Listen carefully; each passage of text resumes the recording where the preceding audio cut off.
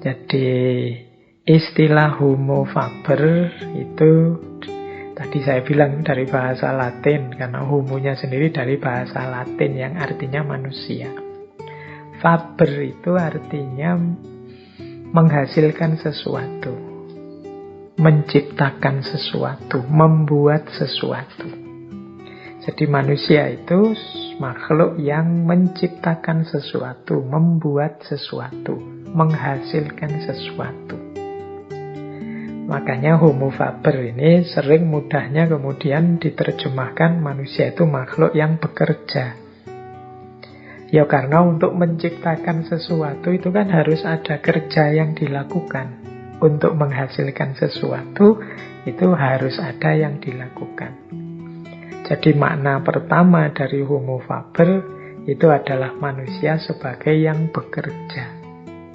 Jadi yang menunjukkan bagian dari man the maker, untuk manusia menghasilkan sesuatu. Berarti apa? Yo, kerja itu berarti sifatnya esensial dalam diri kita. Dia hakiki, bagian dari kodrat kita. Makanya manusia itu kalau tidak ngapa-ngapain sama sekali, tidak enak. Jadi tidak nyaman. Boleh teman-teman merasakan sendiri. Apa ada manusia yang bisa tidak ngapa-ngapain?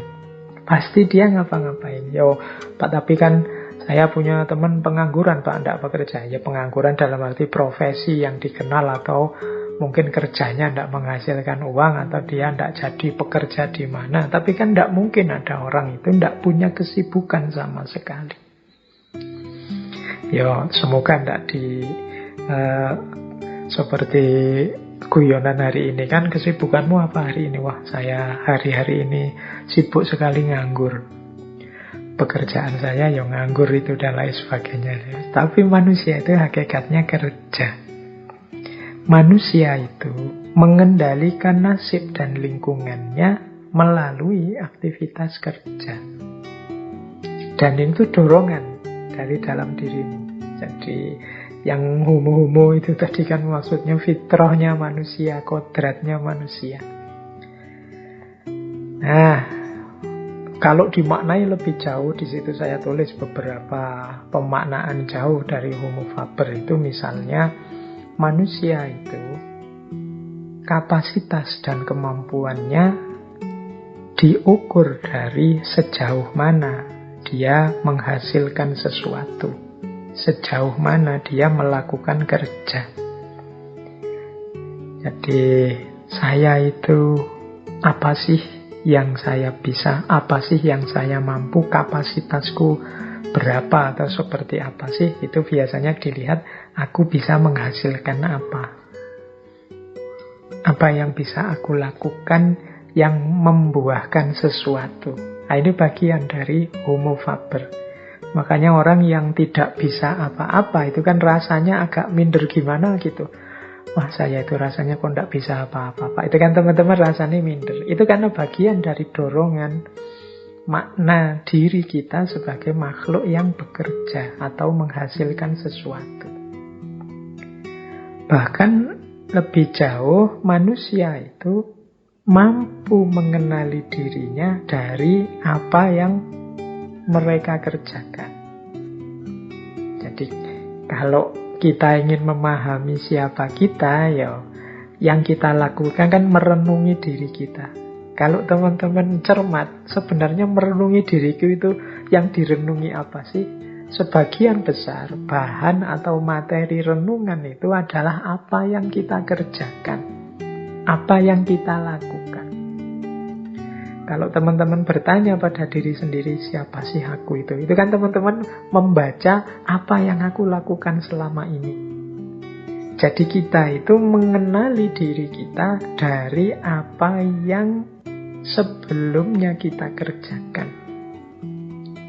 Aku kok orangnya gerusa-gerusu ya, aku kok orangnya lambat ya, aku kok orangnya tidak sabaran ya, aku kok orangnya... Ini kan kualitas-kualitas dari kerja, aktivitas sehari-hari yang kita lakukan. Jadi itu antara lain makna dari homo faber.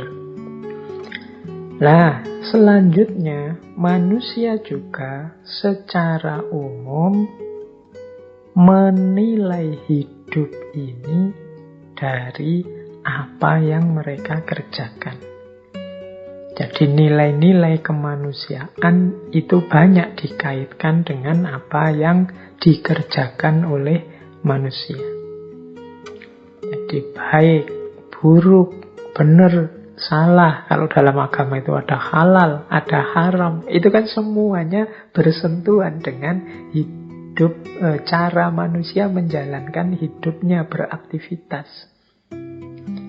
Jadi nilai itu kita rumuskan dari situ. Oh, itu orangnya rajin. Oh, itu orangnya males. Oh, kalau yang seperti itu tidak boleh, itu merusak. Oh, kalau yang begini bagus, ini sesuatu yang misalnya menginspirasi. Oh, ini itu sebenarnya semuanya berhubungan dengan kerja. Nah, itu makna homo faber. Bisa pula dimaknai manusia itu dia dipandang tidak bernilai dalam tanda petik ya, ketika dia tidak mampu mengerjakan sesuatu atau tidak mampu menghasilkan sesuatu seperti yang diinginkan. Wis mudahnya begini, untuk tidak noding keluar ya, untuk kita sendiri misalnya. Kita misalnya mahasiswa ujian. Kok ya ujian kita tidak bisa nggarap, tidak bisa mengerjakan tugas dari dosen. Wah, saya tidak mampu ini. Itu kan kita merasa kecewa dengan diri kita. Karena tidak mampu melakukan kerja tadi. Saya tidak punya arti lagi. Kita terus memandang rendah diri kita kayak kemarin-kemarin di identitas kemarin banyak kita jelaskan.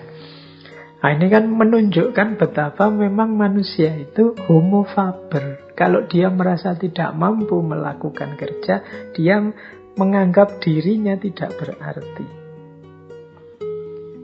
Nah, lebih jauh bahkan ternyata perubahan-perubahan yang terjadi dalam diri kita itu juga hasil dari kerja. Jadi kita ini, diri kita seperti apa konstruksinya hari ini, itu adalah buah dari kerja yang kita lakukan. Berpikir, merenung itu penting, tapi jauh lebih berpengaruh kerja yang kita lakukan, tindakan yang kita lakukan. Kita berpikir tentang, wah ini baik, itu baik. Menurut saya membantu orang lain itu utama. Menurut saya gotong royong itu bagus. Menurut saya hidup tertib itu bagus. Itu kalau cuma dalam pikiran, dia tidak membawa pengaruh besar untuk hidup kita. Tapi pengaruh besar itu tampak ketika kita mewujudkannya dalam kerja, dalam tindakan yang sifatnya aktual sehingga melahirkan sesuatu. Jadi kerja itu selain mungkin melahirkan tujuan dari kerja itu sendiri, nantinya efek kerja itu juga membentuk diri kita sebagai pribadi. Nah, nanti ada banyak uraian tentang itu di belakang. Bahkan, ya kalau diuraikan lagi lebih jauh, dunia ini, alam semesta ini berkembang itu juga karena hasil karya, hasil kerjanya manusia. Jadi kalau kita sering mendengar istilah hidup ini kan berkembang, hidup ini kan dinamis, itu sebagian besar perkembangan dinamika itu buah dari kerja dan karya manusia. Jadi ini salah satu anugerah Allah yang luar biasa pada manusia. Selain animal rasional atau homo sapien atau berpikir tadi, itu juga termasuk kerja.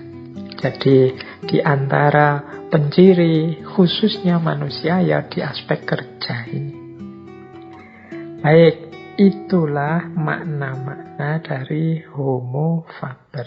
Jadi kalau ada yang tanya, Pak, kok yang diangkat malah tema kerja sih Pak untuk memahami hakikat diri?